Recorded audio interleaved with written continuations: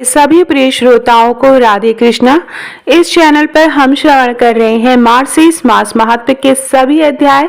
आज हम श्रवण करेंगे 11वां और 12वां अध्याय। 11वें और 12वें अध्याय में एकादशी महात्म्य और मूर्तियों के विधान के बारे में संपूर्ण जानकारी दी गई है। तो स्वागत है, मैं भाविनी मिश्रा आप सभी के सुखी, स्वस्थ और मंगलमय जीवन की कामना करती हूँ। प्रेम से बोलेंगे ओम लक्ष्मी नारायणाय नमः, ओम कृष्णाय नमः। मार्गशीर्ष का मास जो है भगवान श्री कृष्ण को समर्पित है। इस मास में श्री कृष्ण भगवान की लीलाएं और कथाएं सुनने का बहुत ही महत्व है। यमुना नदी में स्नान करने, दीपदान करने का विशेष महत्व है। ये जो मार्गशीर्ष का महीना है सभी महीनों में शीर्ष माना गया है, इसलिए इसका महत्व और भी ज्यादा बढ़ जाता है। तो चलिए श्रवण करते हैं 11वां अध्याय। ब्रह्मा जी कहने लगे कि भगवान एकादशी का महात्म्य और मूर्तियों का विधान मुझसे कहिए। श्री भगवान कहने लगे, हे विप्र शार्दूल, मैं एक पाप नाशनी कथा कहता हूँ जिसके सुनने मात्र से ब्रह्म इत्यादि महापाप भी नाश होकर प्राप्त हो जाते हैं। प्राचीन समय में कामिलपल्य नाम में वीरबाहु नामक एक राजा राज्य करता था। वह राजा सत्यवादी, जित क्रोधी, व्रतचेता और मेरी सेवा में सदैव तत्पर रहता था। यह उत्तम भाव वाला, दयावान, रूपवान, बलवान, भगवत भक्तों का भक्त व मेरी कथा में सदा प्रेम रखता था। कथा में लीन रहने वाला, रात्रि को जागरण करने वाला, विद्वान, दाता, क्षमाशील, पराक्रम वाला, जितेंद्रिय, रण में विजय पाने वाला, रिद्धि में कुबेर के समान, पुत्रवान, अनेक पशुओं को पालन करने वाला और अपनी स्त्री के ही प्रेम में रत रहने वाला था। उसकी स्त्री का नाम कांतिमती था। वह रूप में अद्वितीय, पवित्रता, महास्वादी और मेरी भक्ति में सदा रत रहती थी। वह विशाल नेत्र वाला युवा राजा अपनी स्त्री के साथ पृथ्वी का पालन करता था, मेरे सिवाय और किसी भी देवता को नहीं जानता था। हे पुत्र, एक दिन उस महात्मा वीरबाहु राजा के घर महामुनि भरद्वाज आए।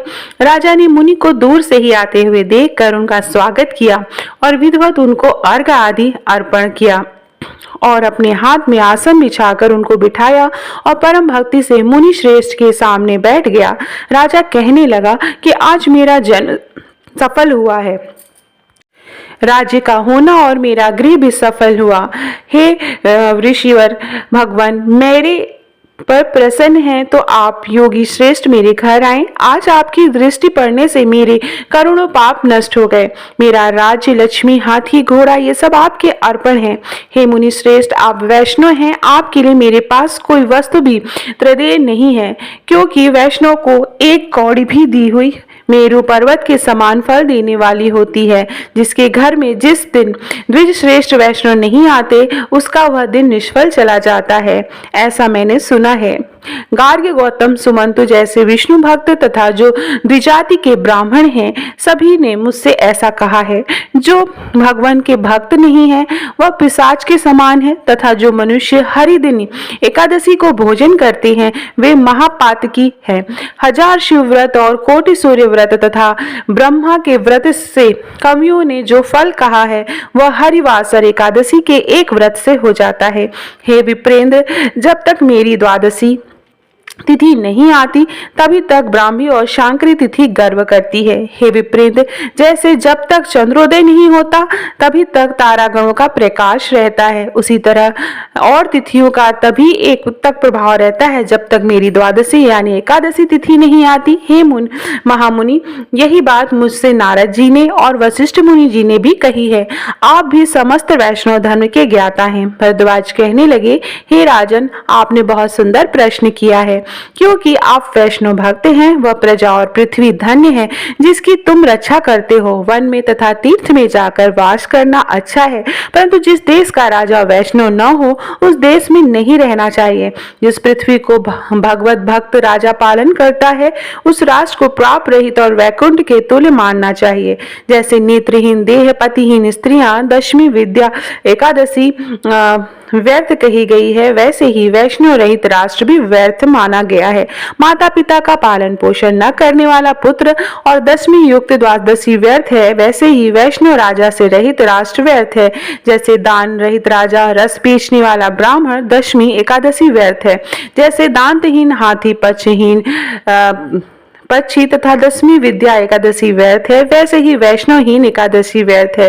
जैसे दान के लिए वेद का पढ़ना, द्रव्य के लिए पुण्य कर्मों का करना, कुशा रहित संध्या, दक्षिणा रहित श्राद्ध, शिखाधारी और कपिला गौ से दूध पीने वाला शुद्ध ब्राह्मणी ग्रामी, शुद्ध सुवर्ण की चोरी करने वाला, जैसे ही हरि वृक्ष, सूर्य वृक्ष आदि को काटने वाला, मंत्र रहित आहुति, मृत बछड़े की गौ का दूध, केसों को धारण करने वाली विधवा स्त्री, स्नान रहित व्रत, दशमी एकादशी दूषित है, वैसे ही बिना वैष्णव राजा के राज्य भी दूषित है। जो राजा मधुसूदन भगवान का भक्त है उसी को श्रेष्ठ लोग राजा कहते हैं।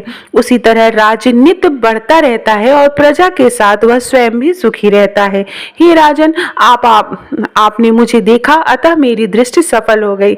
आज मेरी वाणी आपके साथ भाषण करने से सफल हो गई। जहाँ वैष्णव लोगों का रहना हो वहाँ दूर रहने पर भी जाना चाहिए, क्योंकि उन वैष्णवों के दर्शन से तीर्थ स्थान का पुण्य प्राप्त होता है। हे राजन, आज मैं विष्णु भक्ति में रत पवित्र सदाचारी आपको देखा है, सो हे राजन, आपका कल्याण हो, आप सुखी हो। इसी समय रानी कांतिमती ने आकर मुनि श्रेष्ठ भरद्वाज को नमस्कार किया। भरद्वाज मुनि ने आशीर्वाद दिया कि वारारोही तुल्य सौभाग्यवती हो और अपने पति की भक्तिन हो और केशव भगवान में तुम्हारी निश्चल भक्ति बनी रहे। इसके पश्चात राजा वीरबाहु मुनि को प्रसन्न करता हुआ मेघ के समान गंभीर वचन कहने लगा कि हे मुनि श्रेष्ठ, मैंने पहले जन्म में कौन सा ऐसा अच्छा कर्म किया? यह शत्रु रहित राज्य कैसे मिला? विपुल लक्ष्मी कैसे प्राप्त हुई? गुणवान श्रेष्ठ पुत्र और सुंदर मनोहर प्रिया स्त्री कैसे मिली, जो कि मुझ में चित्त लगाने वाली और मुझ में प्राण रखने वाली जनार्दन भगवान का ध्यान करने वाली है? मैं कौन हूँ और यह मेरी स्त्री कैसे हुई? मैंने ऐसा कौन सा दुर्लभ धर्म का कार्य किया है तथा किस पुण्य से के प्रभाव से अनंत लक्ष्मी मुझको प्राप्त हुई है? समस्त देशों के राजा मेरे वश में है। मेरा पराक्रम और आरोग्यता कभी नष्ट होने वाली प्रतीत नहीं होती। मेरा विपुल तेज कोई नहीं सह सकता। मेरी स्त्री दोष रहित है, इसकी मैं प्रतिज्ञा करके कह सकता हूँ। मैंने ऐसा कौन सा पुण्य का कर्म किया था? इस प्रकार राजा वीरबाहु ने मुनि भरद्वाज से प्रश्न किया और अपना तथा अपनी स्त्री से पूर्व जन्म के कर्मों को, जिससे उसको अतुल लक्ष्मी प्राप्त हुई, पूछा। भरद्वाज मुनि कुछ काल में योग बल द्वारा उसके पूर्ण जन्मों के उपार्जित कर्मों का निश्चय करके राजा से कहने लगे कि हे राजन, मुझको योग बल द्वारा तुम्हारे और तुम्हारी स्त्री के पूर्व जन्म में उपार्जित कर्मों का ज्ञान हो गया है। तुम एकाग्र चित्तता से सुनो। पूर्व जन्म में तुम शुद्ध जाति में जन्मे थे और तुम्हारे सदैव जीव हिंसा में रत रहते थे। नास्तिक, दुष्ट चरित्र, पर स्त्री ग्रामी, कृतज्ञ, सदाचार से रहित थे और आपकी यह स्त्री पूर्व जन्म में भी आपकी ही स्त्री थी। यह विशाल नेत्र वाली को मन, वचन और कर्म से आपके सिवा और कोई दूसरा प्रिय नहीं था। यह पतिव्रता निरंतर आपकी सेवा किया करती थी।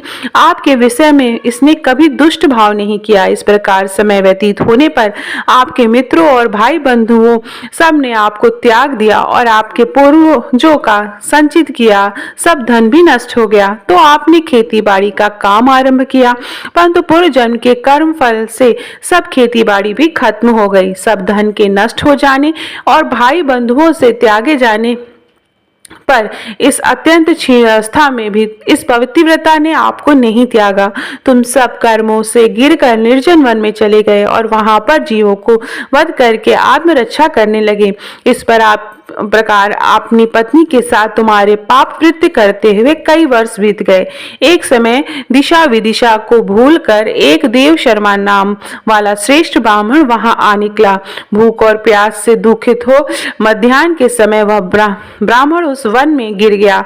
उस दुखी वृद्ध ब्राह्मण को देखकर आपके मन में दया आई और अज्ञातवश पृथ्वी पर गिरे हुए उस ब्राह्मण का हाथ पकड़कर आपने कहा कि हे विप्र, कृपा करके आप मेरे आश्रम को आइए। यह मनोहर फल पुष्पों से युक्त वृक्षों वाला आश्रम और कमलनी खंड से शोभित जल से पूर्ण सरोवर है। हे ब्राह्मण, शीतल जल में स्नान कर नित्य नियम करके फलाहार करें, शीतल जल का पान करें। हे द्विजश्रेष्ठ, उठिए, आप मुझ पर कृपा करने के योग्य हैं और जीवन पर्यंत मेरे आश्रम में रहें। इस प्रकार होश आने पर तुम्हारे शूद्र के वचनों को सुनकर तुम्हारा हाथ पकड़कर वह ब्राह्मण जलाशय के पास गया और उस सरोवर के किनारे छाया में बैठ गया। विधि पूर्वक स्नान आदि करके भगवान का पूजन तथा देवता और पितरों का तर्पण किया और सुंदर शीतल जल पिया। इस वृक्ष से मूल भाग में बैठकर उस देव शर्मा ब्राह्मण ने विश्राम किया। इसके पश्चात स्त्री सहित उस शूद्र के परम भक्ति से मुनि को साष्टांग प्रणाम किया और उसके समीप बैठकर कहने लगा कि हे ऋषिवर, हम दोनों स्त्री पुरुष के उद्धार के लिए अतिथि रूप में आपका आगमन हुआ है। आपके दर्शन मात्र से मेरे पाप का नाश हो गया। फिर अपनी स्त्री से कहने लगा, हे प्रिय, इनके लिए सुंदर स्वादिष्ट कोमल रस युक्त परिपक्व प्रिय फल लाओ।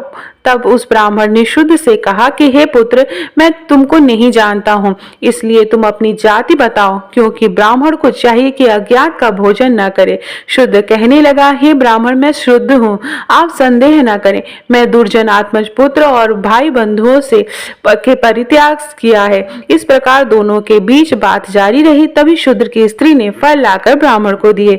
ब्राह्मण ने उन फलों को रख लिया। सुंदर शीतल जल पीकर विप्र प्रसन्न हो गया और वृक्ष के मूल भाग में बैठने से उसकी सब थकान दूर हो गई।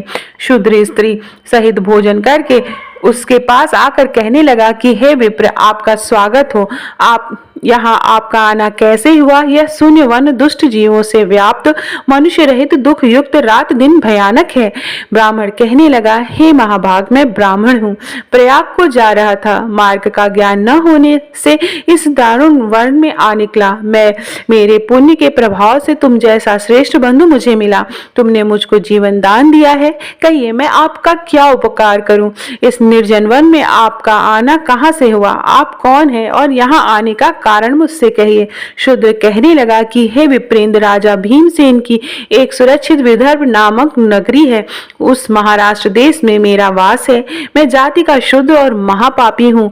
मैंने अपने धर्म को त्याग दिया। सबसे त्यागा जाकर मैं इस वन में चला आया। नित्य ही जीवों का वध करके अपनी स्त्री सहित जीवन निर्वाह करता रहा। मैं इस समय में पापों से अत्यंत विरक्त हो गया हूँ। मेरे पुण्य प्रभाव से आप यहाँ आए हैं। आप मुझे अपने उपदेश से कृतार्थ करें। आपके उपदेश से स्त्री सहित यमराज को न दे सकूं। जनार्दन भगवान के सिवाय मैं और कुछ नहीं चाहता। आप मुझ पर कृपा करें। भरद्वाज ऋषि ने राजा वीरबाहु से कहा कि हे राजन, इस प्रकार शुद्ध के परम भक्ति से ब्राह्मण ने कहा। देव शर्मा हंसते हुए शूद्र से यह वचन बोले। आगे की जो कथा है वह अगले अध्याय में आरंभ करेंगे। इति श्री स्कंद पुराणे मार्गशीर्ष मास महात्म्य का 11वां अध्याय समाप्त हुआ। अब हम 12वां अध्याय श्रवण करेंगे। प्रेम से बोलेंगे लक्ष्मी नारायणाय नमः, ओम भगवते वासुदेवाय नमः, ओम कृष्णाय नमः, ओम राधे कृष्णाय नमः। 12वां अध्याय प्रारंभ करते हैं। वही कथा आगे चलेगी। देव शर्मा ब्राह्मण कहने लगी कि हे वस्त, सहसा भगवान में तुम्हारी ऐसी बुद्धि हो जाने के कारण तुम्हारे सैकड़ों जन्म के पाप नाश हो गए। तुम बिना किसी व्रत या तीर्थ के ही करोड़ों पापों से मुक्त हो गए। मेरे आतिथ्य सत्कार तथा भक्ति के कारण तुमको विष्णु पद प्राप्त हुआ है। उसी पुण्य प्रभाव से तुम्हारी ऐसी बुद्धि हो गई है। मैंने योग द्वारा तुम्हारे पूर्व जन्म के कर्मों को जान लिया है। हे वस्त, तुम पूर्व जन्म में अवंती नगरी के रहने वाले ब्राह्मण थे। धर्म में पराया, सदा अध्ययनशील, सुशील और सदा व्रत करने वाले, परंतु तुमने विष्णु भगवान का एक 10वीं विद्या एकादशी का व्रत कर लिया। इसी से तुम्हारे समस्त समस्त पुण्य नष्ट हो गए। जैसे शुद्ध का पति होकर ब्राह्मण नष्ट हो जाता है, वैसे ही तुम्हारे सब पुण्य नष्ट हो गए। कई हजार वर्ष तक तुमको नरक यातना भोगनी पड़ी इसी पाप से जो तुमको 10वीं विदा व्रत के करने से हुआ। शुद्ध हुए और पाप में वृद्धि हो गई तथा धर्म में चित्त नहीं लगता था। विधर्म नगर में तुम्हारी लड़की का लड़का रहता है, उसने विधि पूर्वक एकादशी का व्रत किया और अखंड एकादशी के व्रत का पुण्य उसने तुमको दिया। इसी से तुम्हारी बुद्धि धर्म हो गई और पापों का नाश हो गया। उस एकादशी के पुण्य प्रभाव से यमराज ने 10वीं विद्या एकादशी के पाप को और 10,000 पूर्व जन्मों के पापों को मिटा दिया है।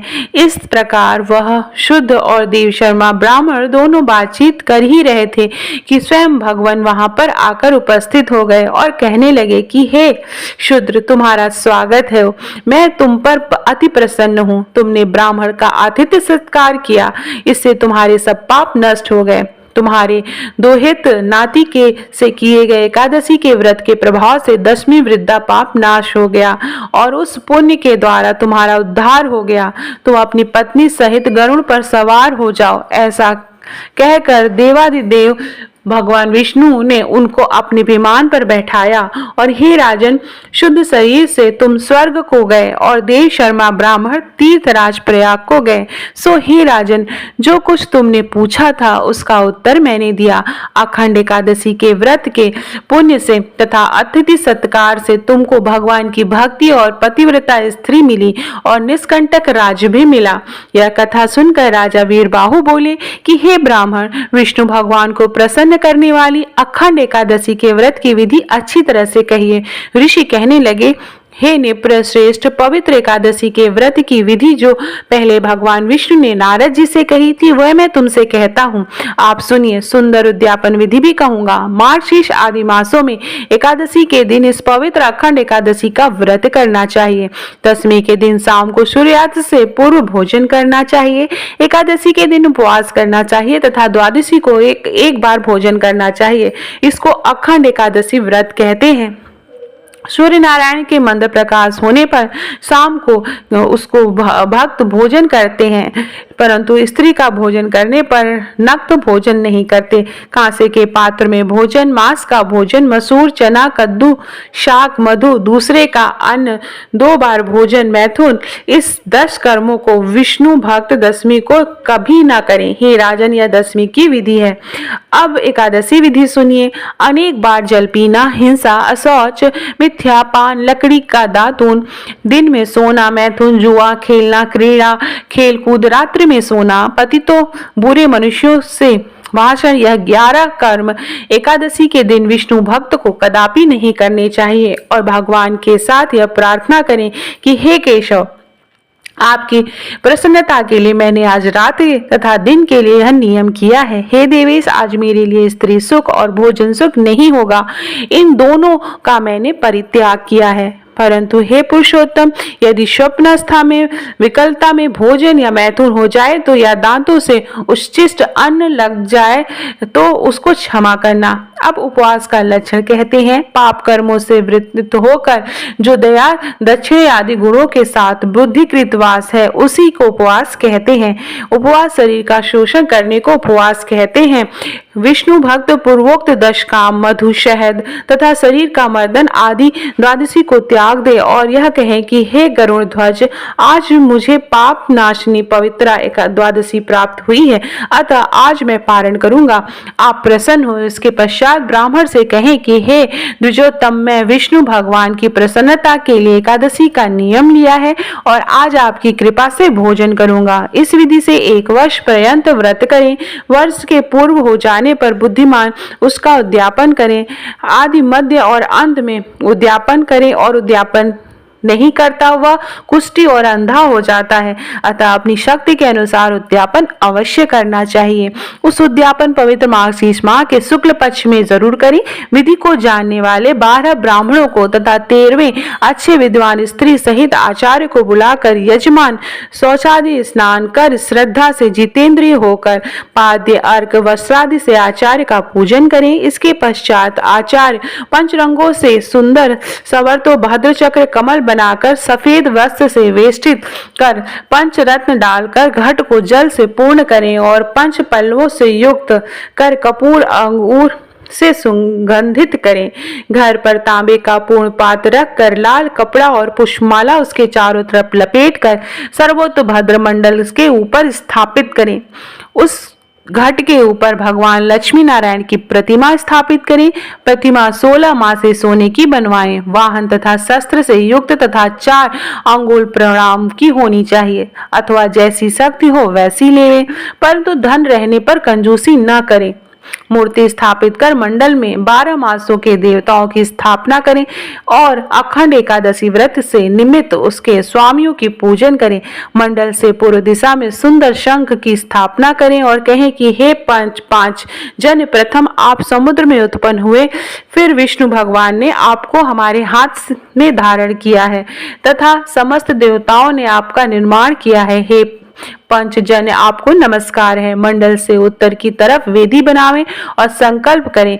वेदोक्त विष्णु मंत्रों से हवन करें। अपने स्थान में विष्णु की और हरि की स्थापना करें और पुरुष सूक्त और पौराणिक मंत्रों से पूजन करें। फिर प्रदक्षिणा करें।